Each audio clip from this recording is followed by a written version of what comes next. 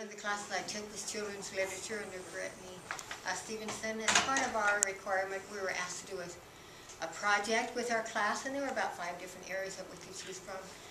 And I had already decided on one project, and then Brittany had invited in a gentleman with the Dream Center program here in Utah, and his name is Alfred Murillo. And when I started to hear him speak about what he was doing, I knew that that's what I wanted to do. They work with children, and they work with the adults both, trying to get the parents on board as well. And so as part of our Learning Service Project, we met once a week with families that had selected to do this program. And it's an 8-week program. And there were 4 of us volunteers. We met with the students directly. And then Sarah Mera, who is with the Juvenile Department of Justice program, she met with the parents. Now all of these students, and these range from preschoolers to high school, they all spoke Spanish and they all spoke English. Sarah Mera also was bilingual, and all of the parents spoke Spanish, and a few of the parents spoke English, just a little bit of English. And so part of this program is not only to help the students, and I call them students, children, to improve in their school skills, but to educate their parents. And she would teach them programs such as how to gain access to the school website so they could know what the children's programs are, children's assignments are, and what they were receiving in grades. She also taught them about learning disabilities and what kind of resources there are in the community to help with that. She taught them about the importance of education itself and how important it is to go on to college. So she was really empowering the parents as we were helping the students in the families. Most of these families, 5 and 6 children came, sometimes with both parents, most often with just one parent.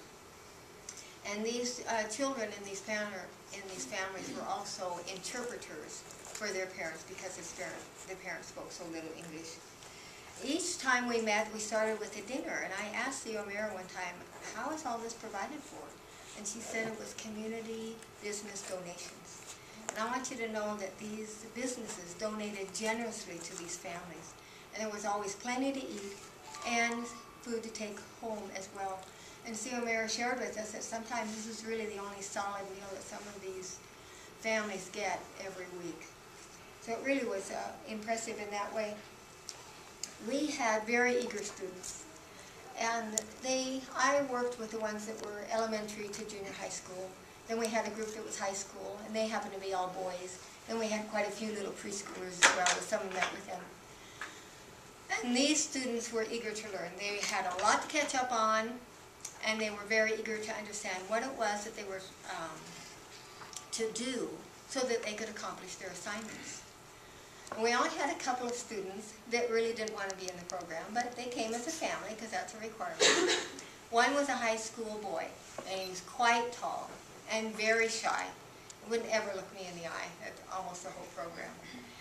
And he'd come and he'd say, no, I don't have any homework.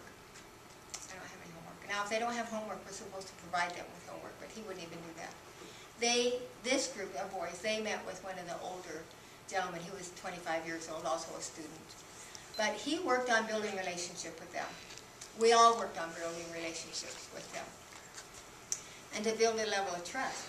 And pretty soon I saw that this young man would start bringing in homework, only he'd bring it out of his pocket the last 10 minutes. So in case the teacher wasn't going to help him, I'd call him teacher, but we're volunteers, wasn't going to help him, then at least he was safe. He wasn't going to feel that rejected. So he got the help. And then towards the end of the program, he was bringing it out right at the very first of the program, which I thought was really good. And it was a compliment to his volunteer who tried to build that trust and the relationship with the student. And an amazing thing happened too is that he'd start talking to me because I'd be serving in the food at dinner. And I'd ask him a question. He wouldn't look at me. He'd mumble some reply. And at the end, he'd look me in the eye and he would answer my question, which was a huge improvement. We had one other girl who proved to be a little bit of a challenge. We had to set some ground rules. This was a 12-year-old girl, and later I found out the 14-year-old girl was her sister as well. And they never bring any homework, and they say, no, I don't have any homework. We had to set the ground rules. Yes, you're supposed to bring your homework. Yes, if you do not bring your own homework, we're going to provide you with some. Yes, you have to sit in a chair. And the reason we had that rule is because if they didn't, if we didn't set that rule, they were rolling across the floor trying to create, a little bit of traction. And the last one was, no, you cannot sit with the high school boys. Because then nobody got any work done at all.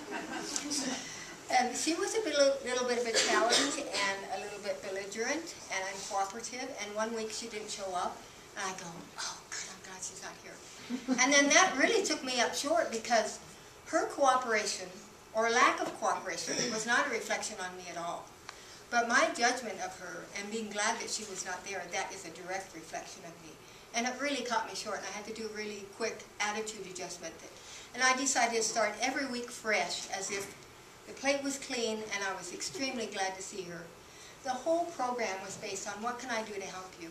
Alfred and his wife, their last name is Murillo, have the Dream Center.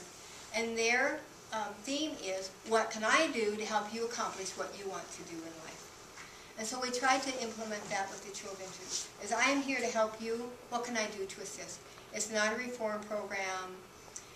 It's not a helping, it's not a handout, but it is a helping hand up. And I think what really makes this program work is the parents' involvement. Because C. O'Mara was educating these parents on what they can do to be a huge support in their own children's lives. And through the many, many studies that have been done, we all know that parents' involvement in the child's education is what makes the biggest indicator of success. Not only are grades improved, there's less truancy, there's less violent behavior, there's greater educational graduation from the 12th grade, and more students go on to college as well.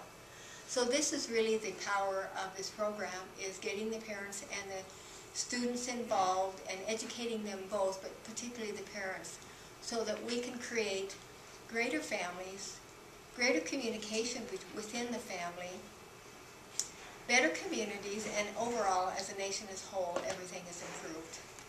I really love doing this work. C. O'Mara shared with us one story at the very end, that a student in another previous program to us, every week the teenage boy would say, Dad, I don't have any homework, don't even ask me, I'm doing just fine. Well, when the dad found out how to get on the internet and find out what the boys' scores were, he found that boy was pulling a D, and that he was behind many assignments. And so when he said, Dad, I'm okay, he says, no, this is what I have learned. And that's what this whole program was about, is empowering the parents, which empowers our nation. So thank you.